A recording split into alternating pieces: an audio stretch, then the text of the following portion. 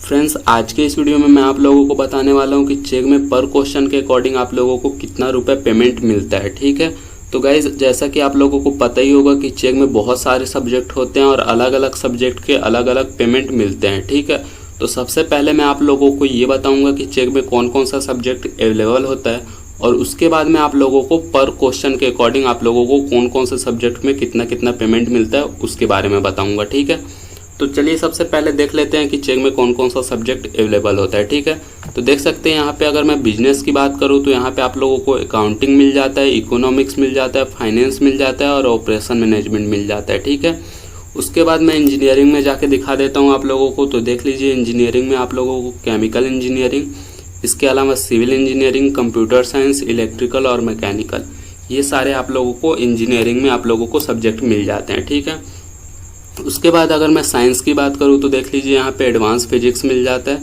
इसके अलावा बायोलॉजी मिल जाता है, केमिस्ट्री मिल जाता है और फिजिक्स। तो देख लीजिएगा ये एडवांस फिजिक्स है और यहाँ पे ये बेसिक्स फिजिक्स है। ठीक है, तो इन दोनों का प्राइस अलग अलग होगा जो कि हम अभी वीडियो में आगे बात कर रहे होंगे। ठीक है, उसके बाद मैथमेटिक्स में मैं आप लोगों को दिखा देता हूँ। तो देख लीजिए एडवांस मैथ्स मिल जाता है, इसके अलावा बेसिक मैथ्स मिल जाता है, कैलकुलस, अदर मैथ्स और स्टैटिक्स एंड प्रोबेबिलिटी। ठीक है, उसके बाद गाइज अगर मैं हेल्थ केयर की बात करूँ तो देख लीजिए यहाँ पे एंटोमी एंड फिजियोलॉजी मिल जाता है, उसके बाद नर्सिंग मिल जाता है, उसके बाद साइकोलॉजी मिल जाता है। ठीक है, उसके बाद अर्थ साइंस की अगर मैं बात करूँ तो यहाँ पे आप लोगों को अर्थ साइंस देखने के लिए मिल जाता है। ठीक है, तो चलिए गाइज अब मैं आप लोगों को दिखा देता हूँ कि सब्जेक्ट के अकॉर्डिंग आप लोगों को पर क्वेश्चन कितना रुपये मिलता है। ठीक है, तो यहाँ पे मैं सबसे पहले बिजनेस में जाके आप लोगों को दिखा देता हूँ। ठीक है, तो देख सकते हैं यहाँ पे आप लोगों को अकाउंटिंग का कितना मिल जाएगा।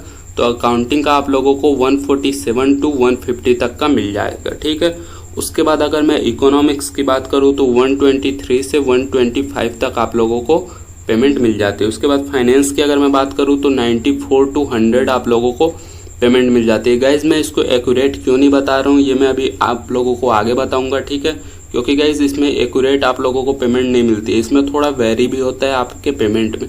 तो क्या वेरी होता है मैं आप लोगों को अभी आगे वीडियो में बताऊंगा। ठीक है, उसके बाद देखिए ऑपरेशन मैनेजमेंट की अगर मैं बात करूँ तो 168 रुपीज़ इस पे मिलता है। ठीक है, उसके बाद इंजीनियरिंग में आप लोगों को जाके दिखाता हूँ। ठीक है, तो इंजीनियरिंग में देखिए आप लोगों को सारे इंजीनियरिंग का सब्जेक्ट में, जिसमें से मैं अगर बात करूँ इलेक्ट्रिकल इंजीनियरिंग, सिविल इंजीनियरिंग और मैकेनिकल इंजीनियरिंग। ठीक है, तो इन तीनों के लिए आप लोगों को 168 रुपीज़ मिलता है। ठीक है, और अगर मैं बात करूँ केमिकल और कंप्यूटर साइंस की तो इसके लिए आप लोगों को 189 रुपीज़ मिलता है। ठीक है, उसके बाद चलिए मैं आप लोगों को साइंस में जाके दिखा देता हूँ। तो देखिए साइंस के लिए आप लोगों को एडवांस फिजिक्स के लिए 168 रुपीज़ मिलता है। उसके बाद अगर मैं बायोलॉजी की बात करूँ तो आप लोगों को 87 से लेकर 90 रुपीज़ तक मिलता है। उसके बाद केमिस्ट्री की बात करूँ तो 97 रुपीज़ आप लोगों को मिलता है और फिजिक्स की बात करूँ तो इसमें भी आप लोगों को 85 to 90 रुपीज़ तक मिल जाता है। ठीक है, उसके बाद मैं अगर मैथमेटिक्स की बात करूँ तो यहाँ पे आप लोगों को देख सकते हैं एडवांस मैथ्स का आप लोगों को 168 रुपीज़ मिलता है। ठीक है, उसके बाद अगर मैं बेसिक मैथ्स की बात करूँ तो 80 to 85 रुपीज़ आप लोगों को पर क्वेश्चन मिल जाता है। उसके बाद कैलकुलस की बात करूँ तो 97 रुपीज़ मिलता है।